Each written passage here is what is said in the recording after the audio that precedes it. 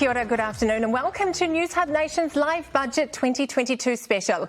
Expectations are sky high today. The government promised that post-COVID it would build back better. But can this budget fulfil that promise, or will it instead address the immediate cost of living crisis? All of this against a backdrop of the pandemic, the war in Ukraine and climate change. And we have the first information coming from the Treasury budget lockup now.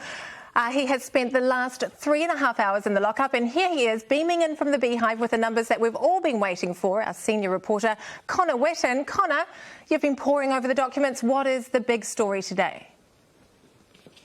Well, Rebecca, the big story is the one that's affecting all New Zealanders at the moment. That is the raging monster that is record inflation. And the question is whether the government can do enough to help. Now, it was always going to be about his delivery of the budget 2022 to Parliament with this cost of living package. He's been under political pressure and from Kiwis as well to address the cost of living crisis. It is a surprise today, but we have heard him headline there the government's response. Alongside me here today to delve into and dissect all of the detail of this budget is our political panel. That includes senior journalist Dita Deboni from the National Business Review, senior economist from Sense Partners Shamabeel Yaqub, welcome, and Dr. Ella Henry from AUT. Welcome everybody. I thought we would take a look at the budget at a glance up here. These are the sort of headline numbers, if you like, and then sort of dive into some of that detail. We have $1.25 billion in a cost of living support package. We've just heard from the Minister on that. $11.1 billion over 4 years for those health reforms. That was widely foreshadowed today. $191 million boost to Pharmac and $1 billion for Māori. Shamabeel, what is the big number out for you today? None of those ones, actually. Infrastructure. So the capital expenditure by government is going to be about 50% higher for the next 3 years, which is extraordinary. We normally spend about 10 billion a year. This is going to be more like 15.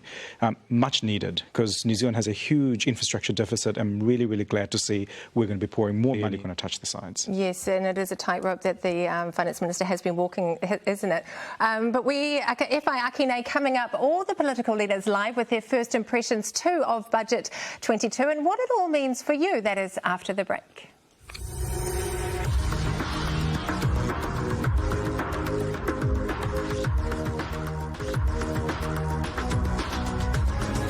Hoki mai anō and welcome back to this Newshub Nation Budget 2022 special. Well, he's already outlined his alternative budget, which would include a big slash and burn. So what does he think of Grant Robertson's? ACT Party leader David Seymour joins me now from Parliament. David, what is your headline for Budget 2022? I know you'll have one. Good to go.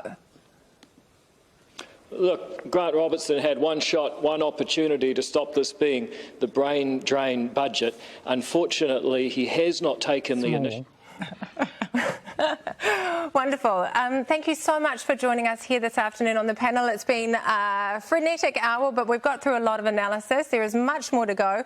I don't know whether all the time has gone. That is all from us for now. Orini Kaipara will be here with a post-budget 4:30 bulletin, and there will also be a full wrap from our political team with everything you need to know at 6 o'clock. And we'll be back in our usual time slot of 9:30 on Saturday morning with even more. Thank you for joining us. Ka kite.